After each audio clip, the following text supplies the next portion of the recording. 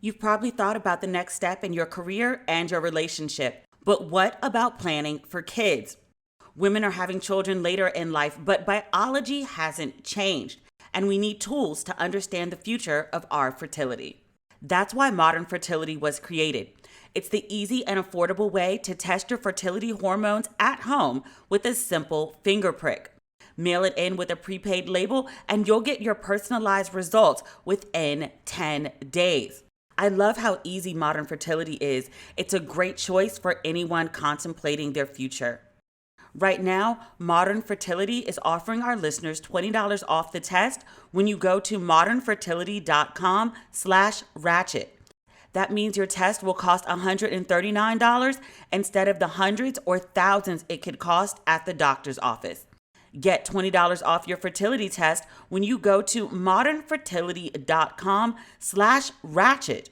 modernfertility.com/ratchet.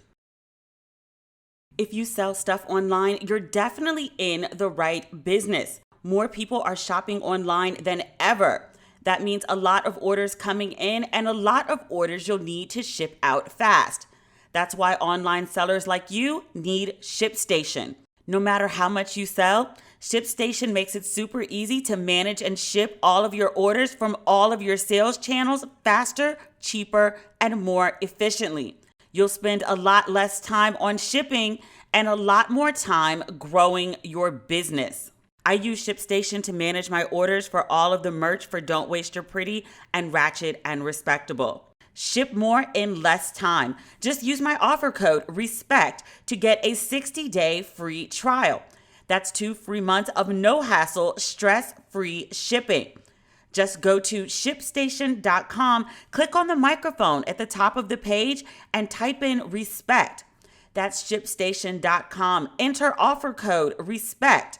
Make ship happen. Are listening to Ratchet and Respectable with Demetria L. Lucas. Not in good spirits this week. Every week before I tape the podcast, I do a last minute check of my favorite news sites to make sure that any story that I'm planning to speak about, if it has any updates, or just to see if anything wild or crazy has happened that, needs to be addressed on this episode as opposed to the next one. Sometimes things just can't wait. And I'm taping at 4 p.m. in LA on Monday. And most of the day I've been glued to my laptop starting at 9 a.m. this morning. I had back-to-back interviews, people I was interviewing, people interviewing me. I'd heard about something, I wasn't sure what, had happened in Minnesota. And I guess in my naivete, I was like, oh, it must have something to do with the George Floyd trial.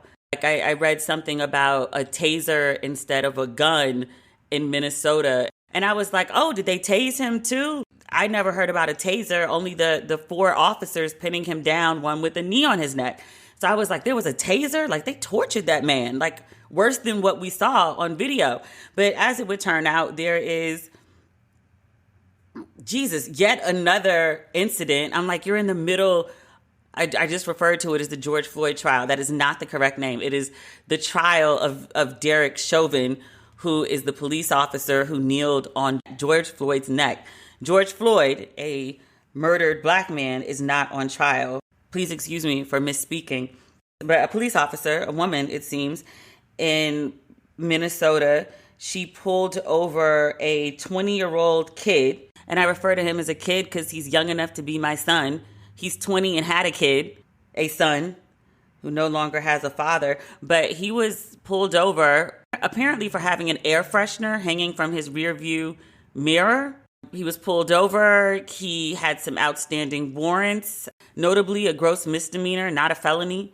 But I guess he tried to get back into his car during the arrest because he was like, this is some bullshit, which the story, which appears to be backed up by what I've read of the body cam video from the officers. I don't watch murder videos. It's just not good for my well-being. But the officer says, taser, taser, and she pulls out what she says she believed to be a taser and fires it. It turns out it was actually her gun. She shoots the 20-year-old. He drives off. There was a woman in the car with him, but he drives off for a couple blocks. He hits a car.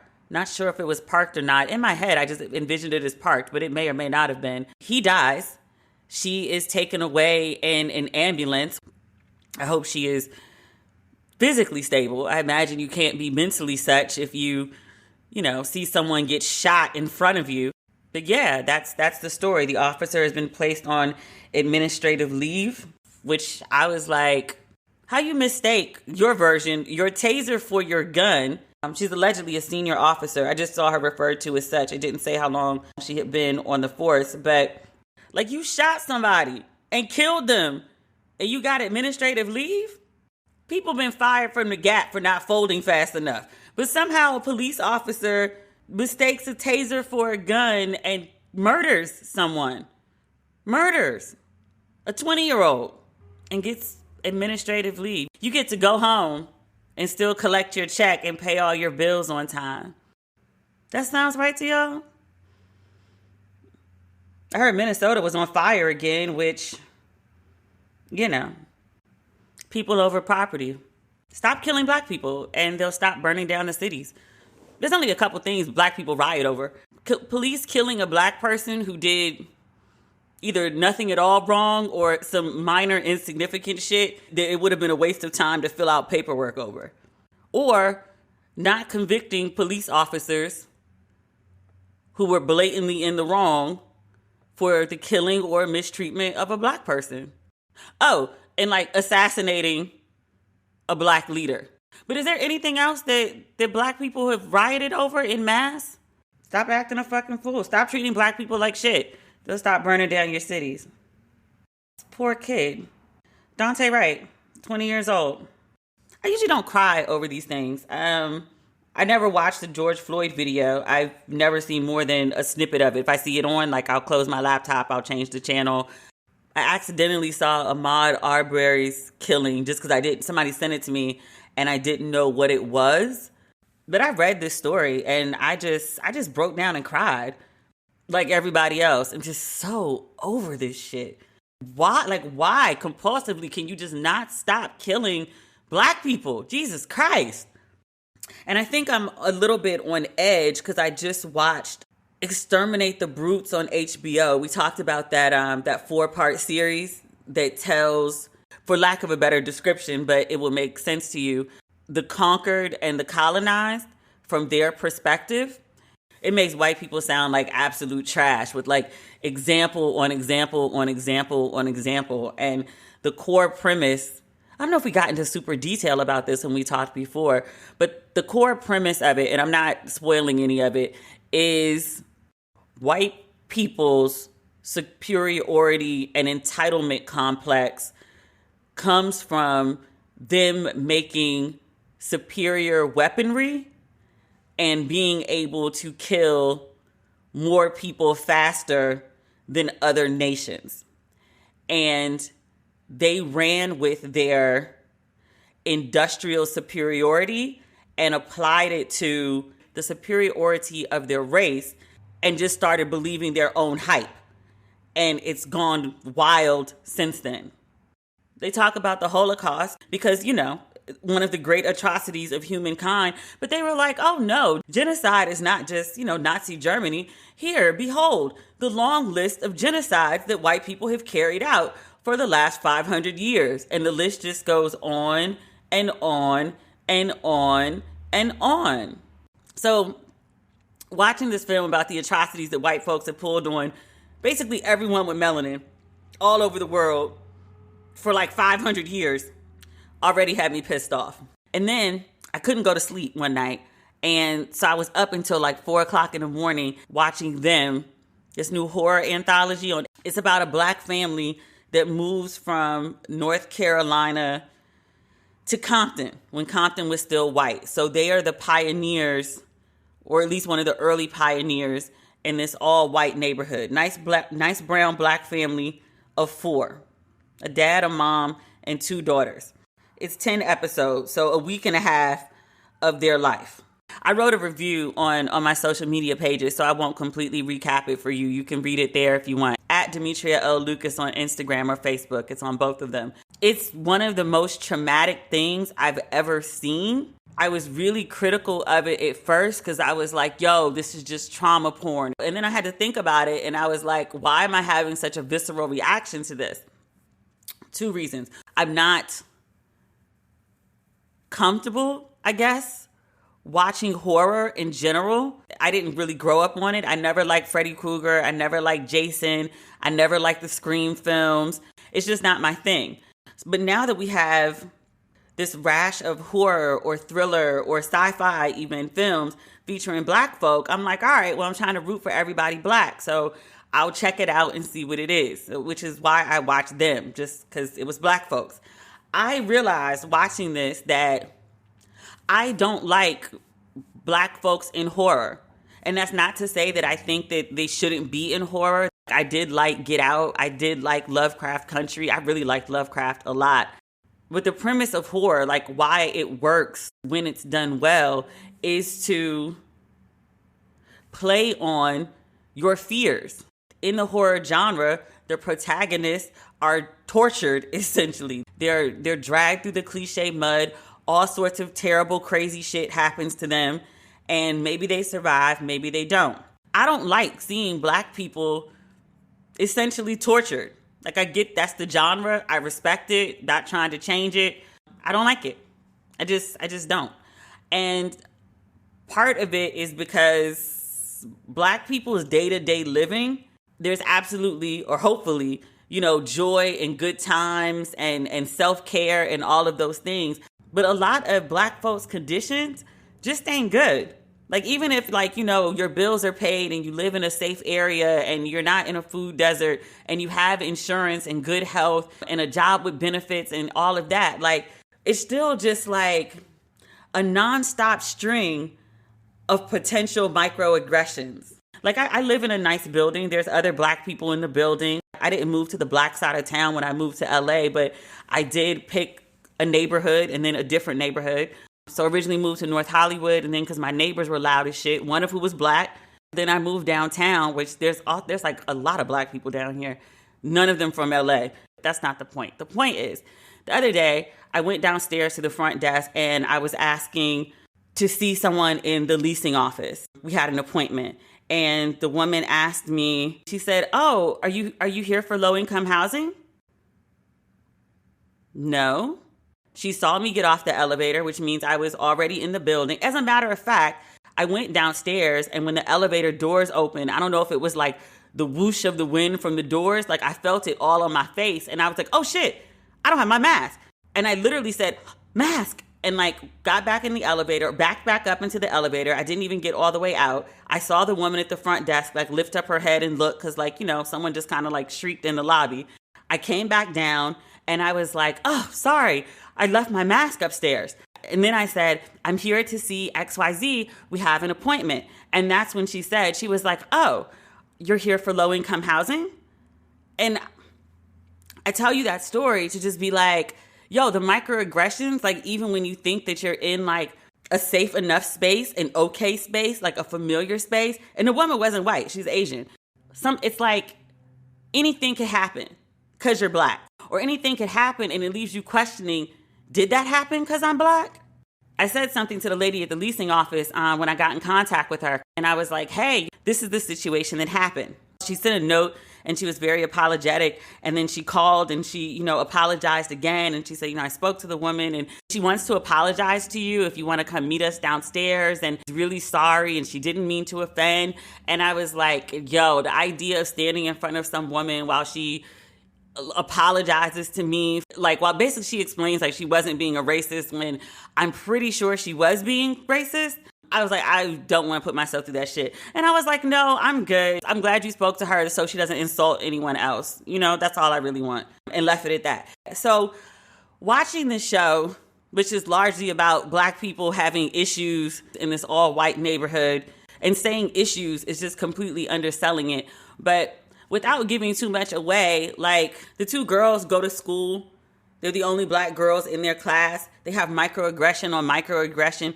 And the horror that they experience just being black girls in this all-white environment. I'm watching these horrible things happen to the daughters in school. And I'm like, it's not so far-fetched from reality. Remember the story about the wrestler? They wouldn't let him wrestle because he had locks. And so he agreed to cut off his locks in the middle of the game. And someone filmed it. And this white woman came over and she just was like snatching his hair and just like chopping it off like the way you would. I don't know. I'm more delicate when I cut my flower stems. That's a person and that hair is attached to his head. Or I think about like all the studies and stories you hear of kids, black kids, just doing kid stuff.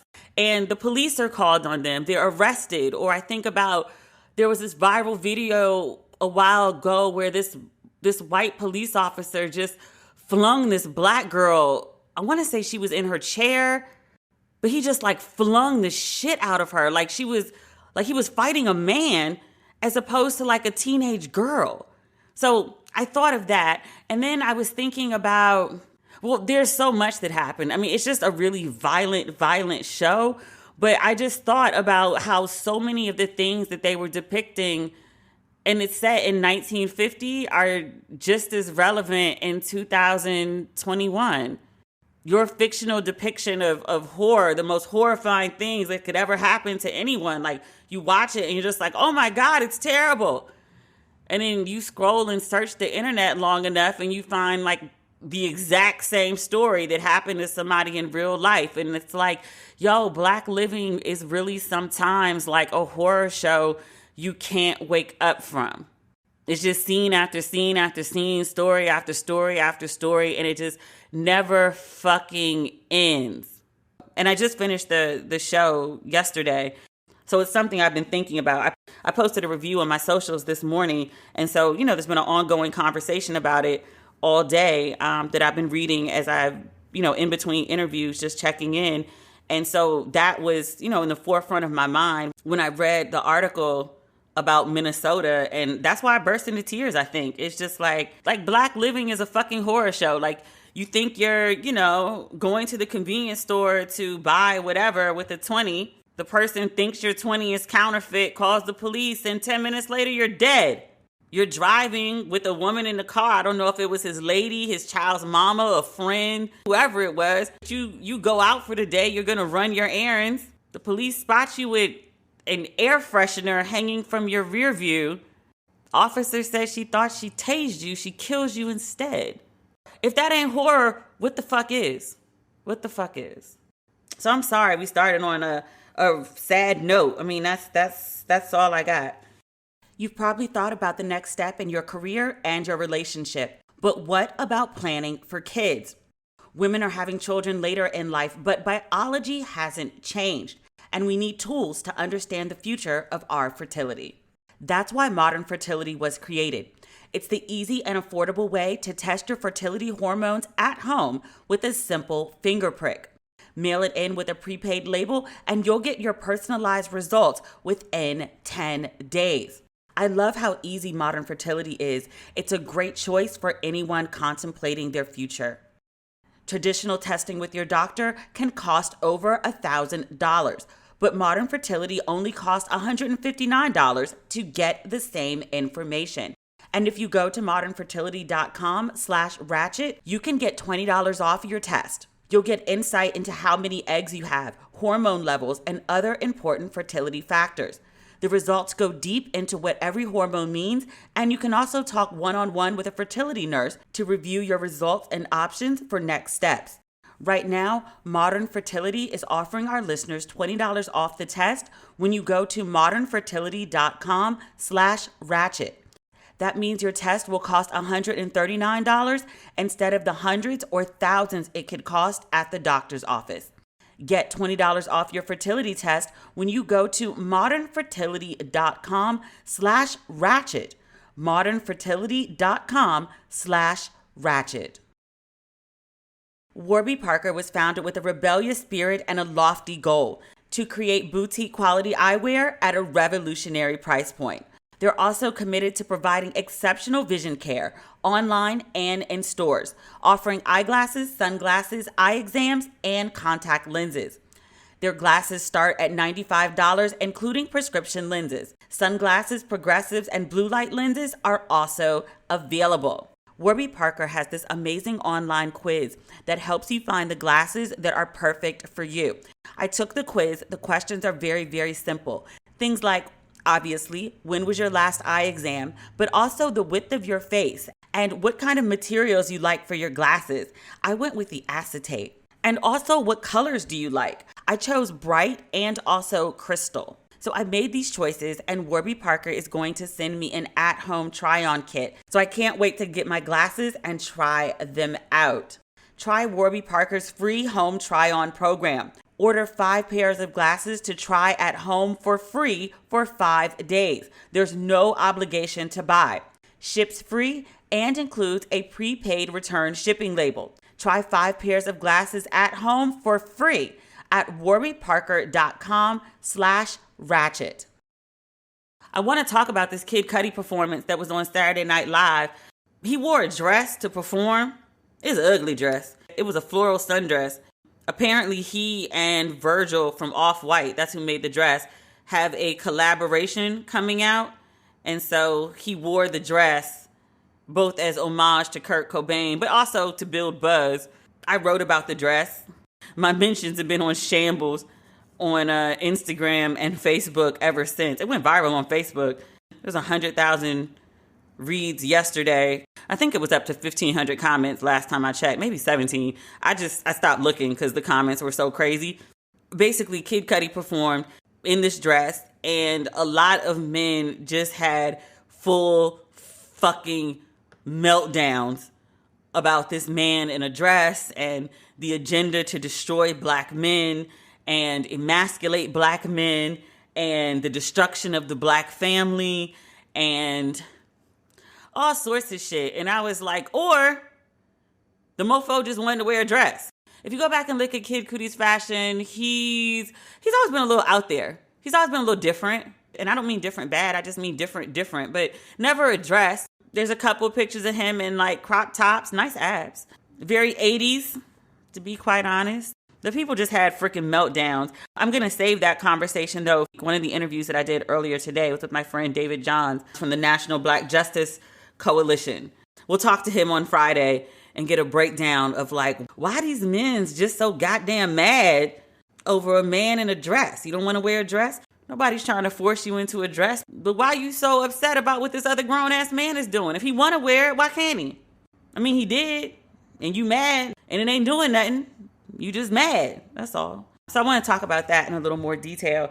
I also want to talk about this article on the Griot about Patrice Cullors. She is one of the founders of Black Lives Matter. She bought a house in Los Angeles for either $1.3 or $1.4 million.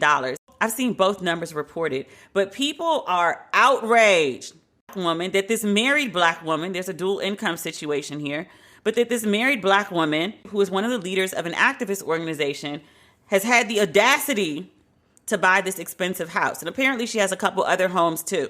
But people are, I wouldn't necessarily say accusing, they're insinuating that she has been taking money from BLM or getting money from some nefarious source that she should not be getting money from. People are very upset that she has enough money to buy this home and other homes. I think it's worth looking into.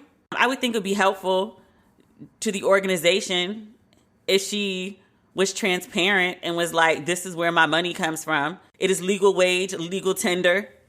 She could also tell everyone to go fuck themselves, that her money is her business. That's also an option. But I think being transparent about it might be more helpful for her in the long run. I also wondered too, because this inquiry into her money and this new knowledge about this house that she just bought, it comes on the heels of last week we were talking about Tamika Mallory, another activist.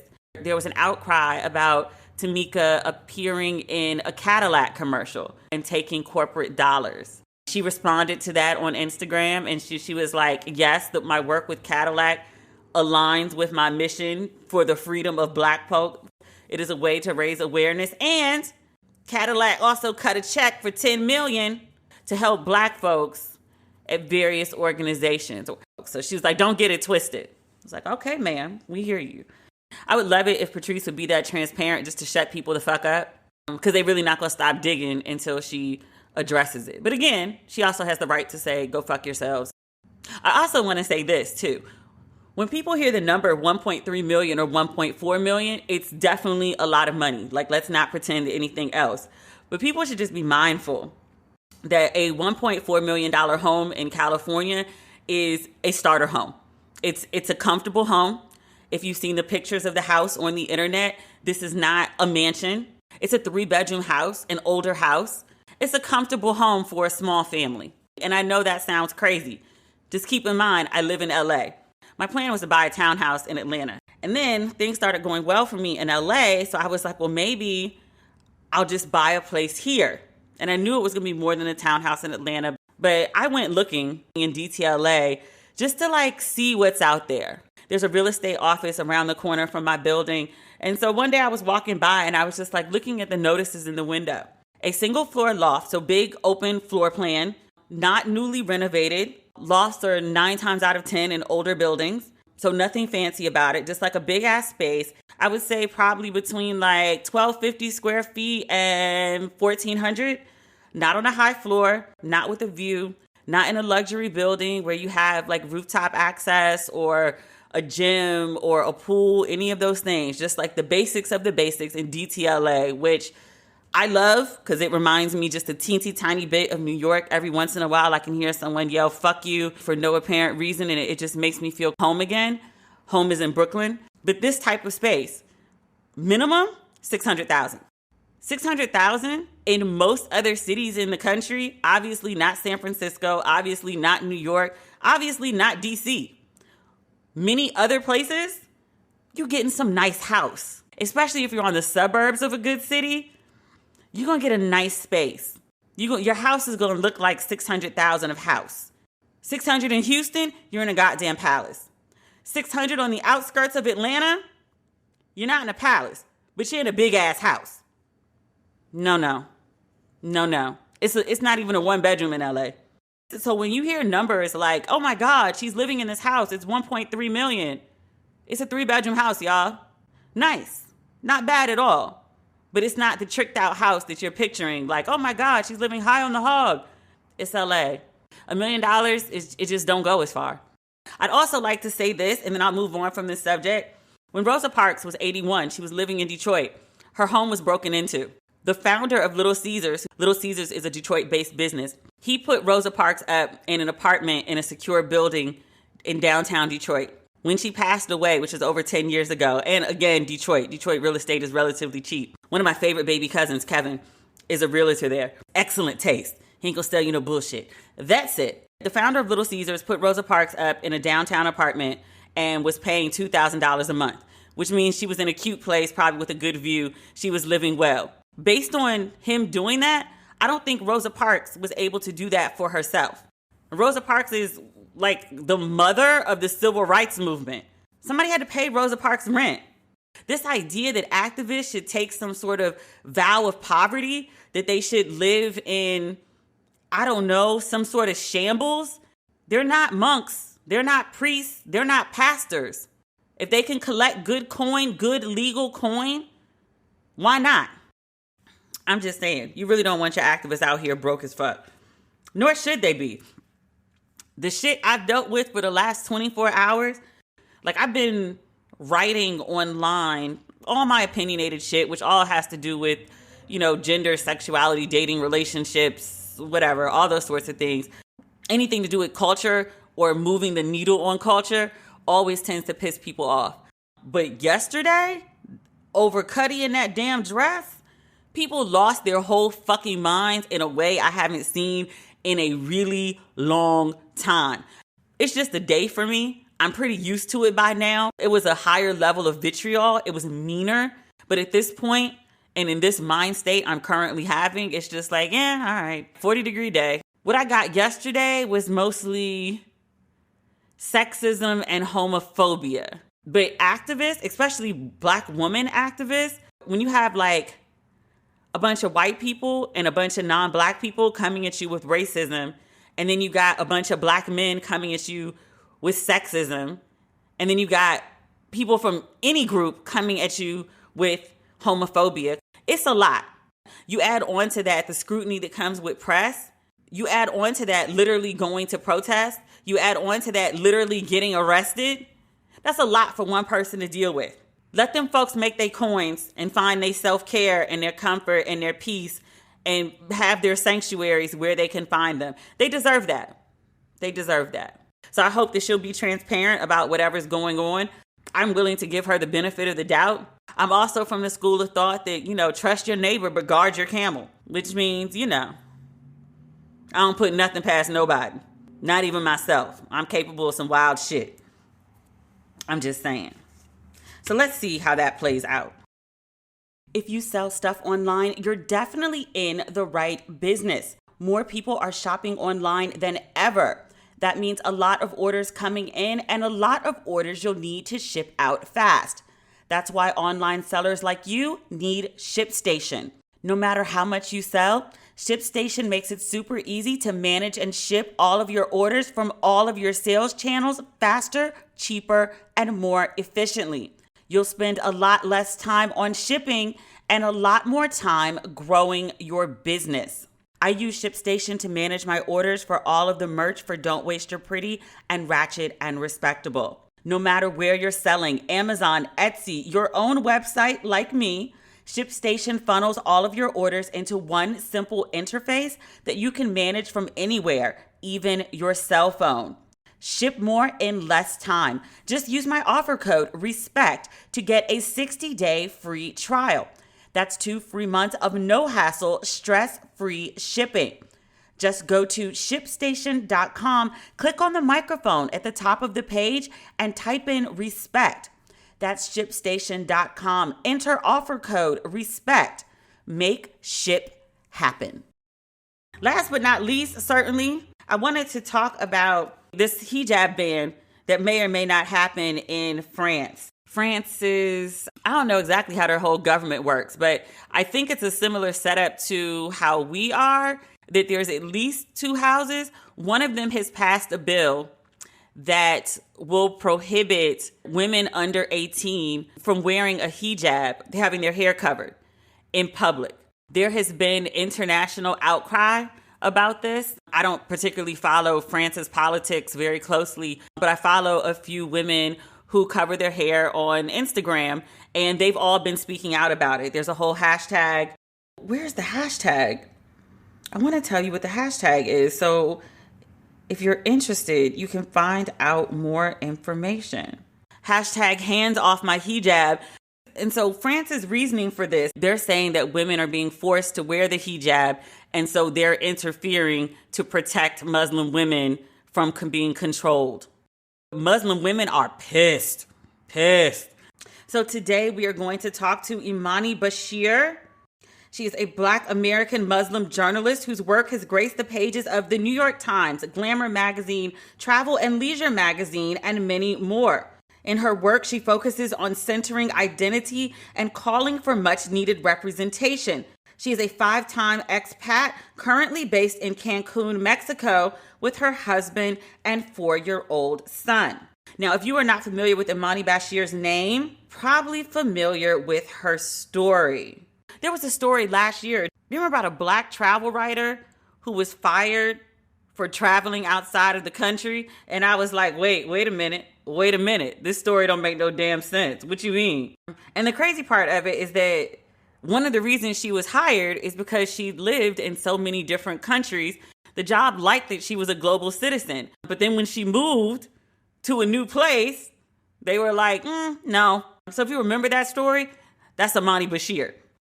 She's not here today to talk about, not exactly travel. She's here with me today to talk about Muslim women who wear their hijab and what this situation is in France and why it's just so damn crazy. So, ladies and gentlemen, boys and girls, please welcome Imani Bashir to Ratchet and Respectable. Imani, I am so excited to have you on Ratchet and Respectable today. Thank you so much for joining us. Thank you so much for having me. I'm really excited to be a part of this conversation. And there's so much to this conversation. I have not been keeping up. Let me just be completely transparent. I have not been keeping up with the quote unquote burqa bans going on in Europe. But this most recent one that's happening in France with the hijab, it's all over my social media timeline. People who are not usually talking about it are talking about it a lot. So, what happened in France is that pretty much the Senate passed something to which they have the stipulations that anyone under the age of 18 cannot wear the hijab in public. And so it's currently an amendment to a law that was introduced to address what they call religious extremism. But obviously, we know that's a bunch of bullshit. And what they're saying is also, I think, a part of the law as well, or I'm sorry, a part of the amendment as well, is that any woman that is wearing the hijab can't accompany her children either to school or on field trips or something outlandish. Is really asinine. France's sort of reasoning for this is that they are trying to protect girls and women, that the hijab represents women's inferiority to men. That's their reasoning here. Many people say otherwise. I've been following the hashtag and they're like, nope, this is Islamophobia, plain and simple. And not only that, to that end, because if we are going to call a spade, if you are pretty much restricting hijab, it's tailored towards women. What are you doing as far as men is concerned? So ultimately, what it is that they're doing is that they are literally showing how it is that they feel about women, not how they feel about the religion, not how they feel about extremism. So it has nothing to do with hijab. And specifically, if anybody were to actually read about hijab, number one, it is something that's mandated for both men and women. It's not just necessarily the scarf that is worn on the head. The scarf that's worn on the head is called a khimar. Hijab is literally a state of being. It's how you speak. It's your decorum. It's how you act. It's how you treat other people. And then also it accompanies the modesty of your dressing. But modesty in terms of hijab is so expansive that they just limit it to this scarf on your head or this veil that you put in front of your face or any of those things and how it is that you're dressed. And ultimately, if you want to protect girls and women, you can protect them by allowing them the option to choose and make the decisions for themselves. Yeah, that's the thing that sort of strikes me in all of this is that you're trying to tell a group that you can't tell women how to dress, but then also at the same time telling women how to dress. Yeah, like how are you telling me that I'm oppressed, but then you're oppressing me for making a decision that I want to make for myself? Make it make sense. Well, here's the $1,000,000 question, because I think like a lot of people who are not familiar with Islam or not familiar with Muslim culture, they do look at women who have their hair covered or women who are, in burqa, and they say that no woman wants to dress like that. Like they're forcing the women to cover up. Like this is a choice or is it forced? It's interesting because there are so many women that I know that wear the niqab. Niqab is the veiling that covers from the nose all the way down, right? Some women are not even married and choose to wear niqab. Some women that I know are literally young women that choose to wear niqab. So literally it goes to show the expansiveness of choice, and people really don't pay attention to the actual teachings of Islam. They don't practice, the religion, so they don't know, or maybe they just refuse and just willingly like to be ignorant. And so a lot of things that we talk about in terms of women and Islam and oppression comes from cultural things. In certain people's cultures, men with the patriarchy and misogyny, they choose to use certain teachings the same way that they use Christianity against Black people and enslaved Black people. That wasn't necessarily the teachings of Jesus, but if I can twist and turn certain things to make it seem like this is how you're supposed to be, this is how you're supposed to act, no, women can't do this, no, women can't drive. If you look at the history of Islam, literally the men that we revere as prophets in their prophethood got their teachings from women. One of the most revered prophets, his first wife was a boss, Khadijah. She literally had her own business. She employed him. So, when you talk about, women in Islam and things of that nature, let's get down to it. Women literally are held 3 times after God. That is written in the doctrine. It is God, the mother, the mother, the mother, the father. It is literally written in the doctrine that paradise lies at the mother's feet. Not at the father's feet, at the mother's feet. And there are so many other things that really speak to how it is that women are held in the high regard and high standards, especially as scholars in this particular faith. And unfortunately, like I said, because culturally you have certain aspects where men have used certain things, especially women's modesty. Women's modesty is a choice for themselves. If I choose to put a scarf on my head, it is literally not because I am worried about what somebody has to say or how it is that they're going to look at me. It's because I literally am standing up because I am the face for my faith. You can see any man in this religion and not know that he's Muslim, but when you identify me as an hijab wearing woman, I am wearing my faith proudly, and I am representing who it is that I am wholly. And so I don't get a chance to hide or blend in, but I choose not to because I want people to know who it is that I am and what it is that I represent. And so when you see women making the choice to wear a burqa, to wear hijab, they are doing that out of bravery. But not only that, they are doing that because they are standing for something that is much bigger than them, and it is godly. Do you think there would ever be like the U.S. would ever try to do a Muslim ban, not a Muslim ban, because we tried that already, a burqa ban or a hijab ban? Absolutely not. Because let me tell you this, Demetria, and I'm going to be 100% frank.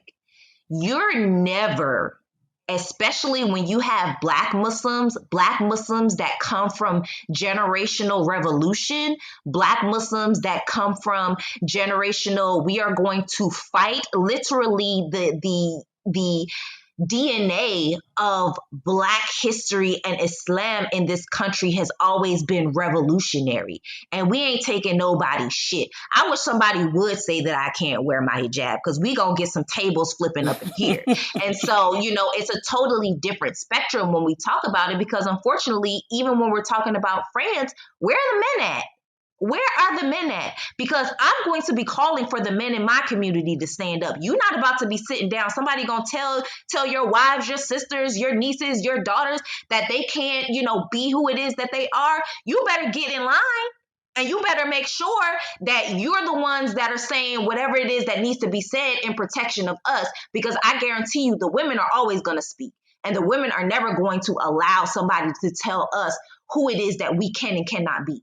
Wait, where are the men in this whole France thing? Because you're absolutely right. Like, I've only seen women talking about it. But literally every oppressive system, you take the women down because the men obviously can't look.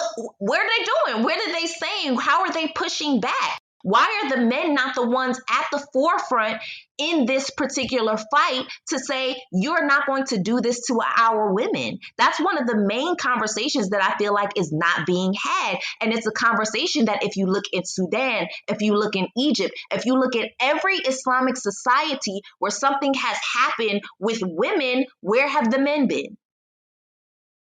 Crickets. Part of me is comforted and then like, okay, that's not just a U.S. thing. But then also like as a woman, I'm just horrified that that's just like a worldwide thing. Absolutely. It's a pestilence. It's an absolute pestilence.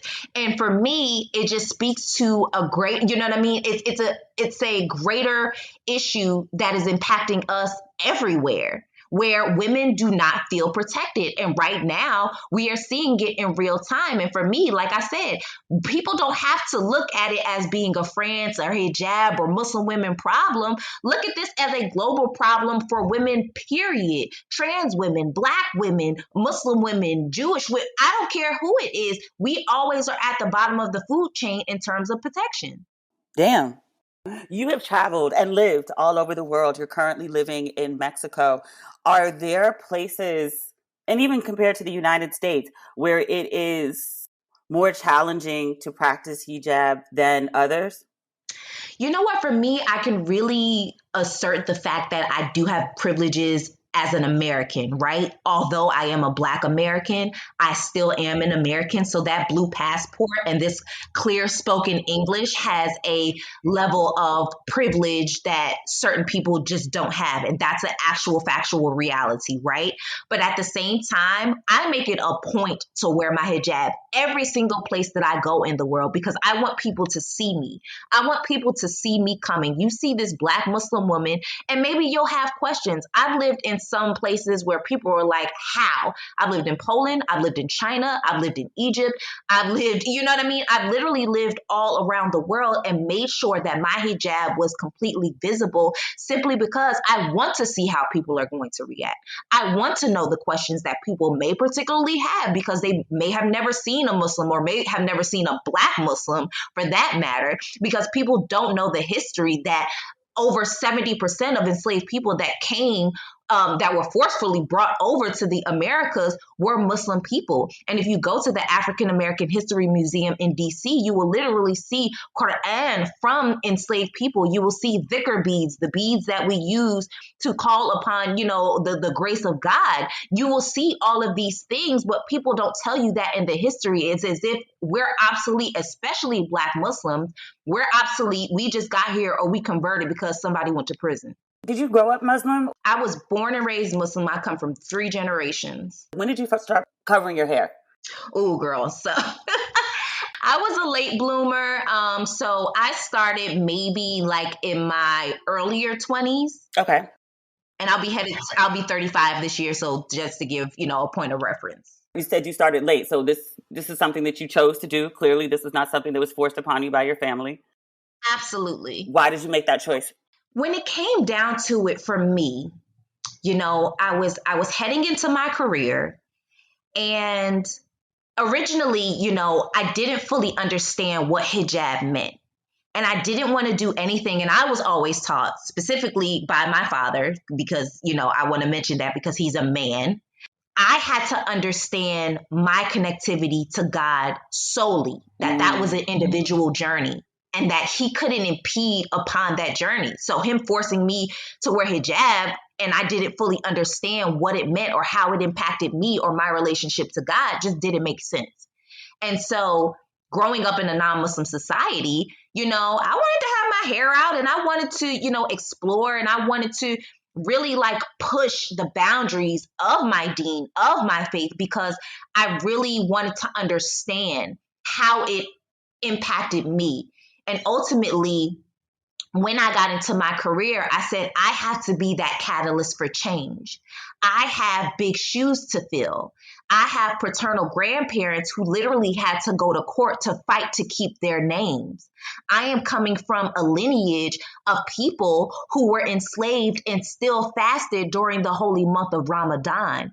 I carry the name Imani. It means faith. My last name Bashir means bringer of good news. And so as somebody who literally is a journalist and telling stories and going out and being impactful, the best way for me to show up wholly as myself and represent my faith, I felt like I needed to wear it so that people knew exactly who it is that I was when they saw me coming. Did people's perception of you change once you started covering your hair? I think their perception of me became better because I think they understood that I knew myself better once I began to wear hijab.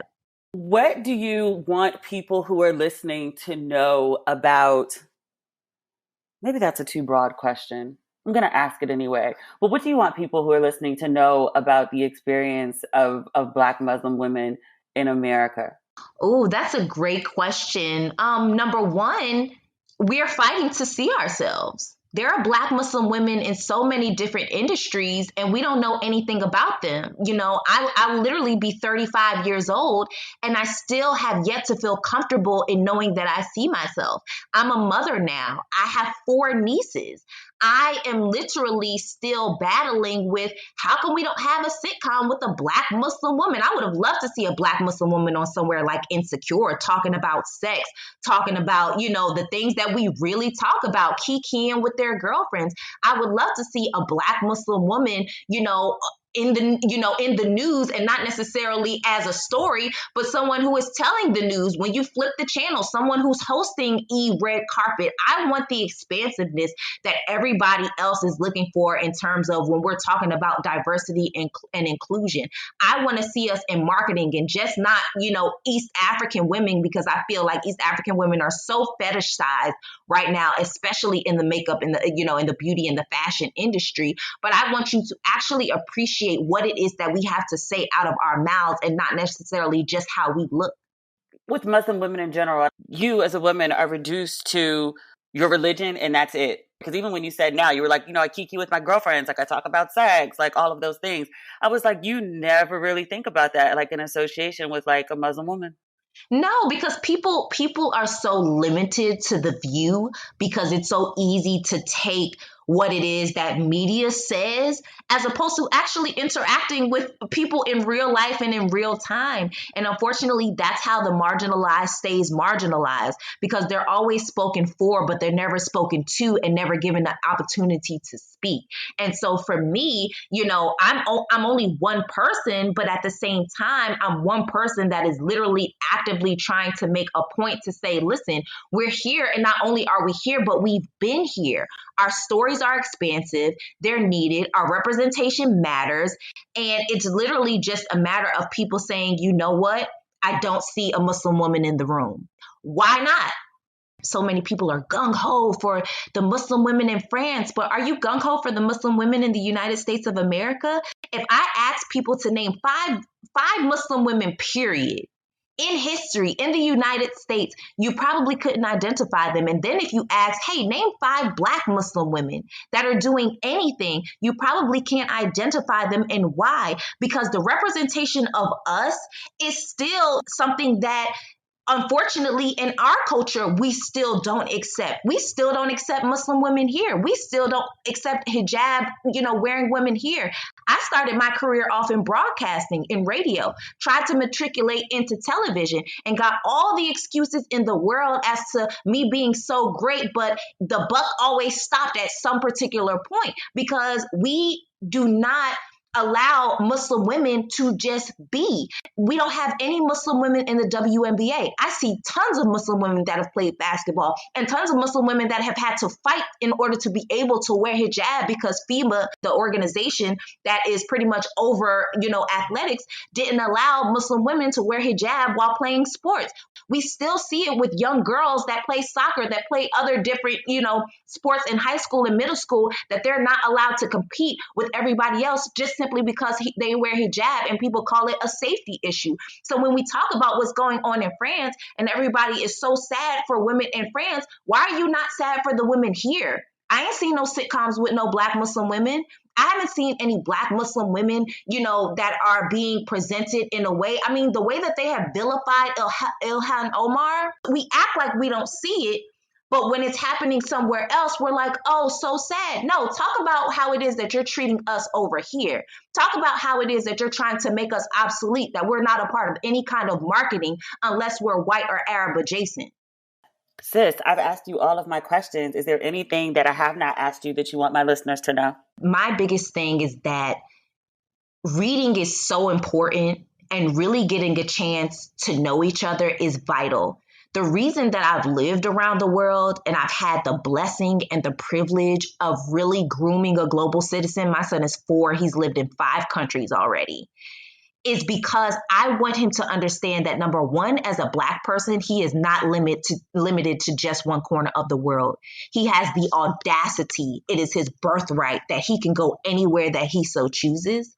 And that also, it is vital that we get to know each other. We know our neighbors. We know our cultural connectivities. We understand the nuances of who it is that we are. If we don't understand who we are, we'll continue to have shit happen where we have issues of Stop Asian Hate, where we have issues of Black trans women matter, where we have issues of Black lives matter. And the reason that all of these things are happening is because we don't know shit about each other. We choose to be ignorant towards other people's plights. And literally, we have the same oppressor, racism and white supremacy. And until we recognize that, we are all all going to continue to be going through the things that we're going through and not recognizing that misogyny and patriarchy is a systemic racism and white supremacy problem, that the issues that we have in terms of religion and the freedom and options of choosing who we are and who we want to be and identifying by the pronouns that we choose is a systemic problem from racism and white supremacy. And if we don't focus on that, we don't learn about each other, we are only going to continue to see chaos globally. Imani, thank you so much. You have been amazing. Thank you, Demetria. I appreciate you, my PG County sister. Do you think our accents were the same? I'll tell you a backstory. When I reached out to Imani to ask her if she would join me on Ratchet and Respectable, her phone was dying. So she sent me an audio message. When I listened to it, I got so weepy. She sounds like a PG County girl. And I haven't been home since November. And I got used to spending a lot of time in Maryland. During the pandemic, I was there for 3 months and then another 6 weeks, a different time. I'm used to just going home a little bit more. So I've been a little bit homesick. As much as I love LA, I'm adjusting to LA. I want to live in LA. I just want to go home and, eat proper crabs with the exact correct seasoning of Old Bay. There's an art to it. You wouldn't understand if you're not from home. But I heard her voice and I just got all weepy. Imani was amazing. I hope you enjoyed her interview as much as I did. And I hope to have her back. She was a joy. So that is this week's episode of Ratchet and Respectable. I didn't say this at the beginning of the podcast, but Don't Waste Your Pretty merchandise is still on sale. The hoodies and the mugs are 20% off on the site right now. I've been listing the sizes of everything that's available on my Instagram and my Facebook page. But the hoodies and the mugs are still on sale. So if you haven't picked one up yet, or in the case of many people, they got a really cute hoodie and their daughter took theirs. If you need to get that girl her own hoodie, or you just need a hoodie for yourself now because your kid stole yours, that's fine. Log on to DemetriaLLucas.com and pick up your goods. That is our episode for this week. As always, thank you for tuning in. If you need some Ratchet and Respectable in your life between now and the next episode, you can follow me on social media, Twitter, Facebook, Instagram, at Demetria L. Lucas. Otherwise, I'll talk to you again on Friday. Okay, bye.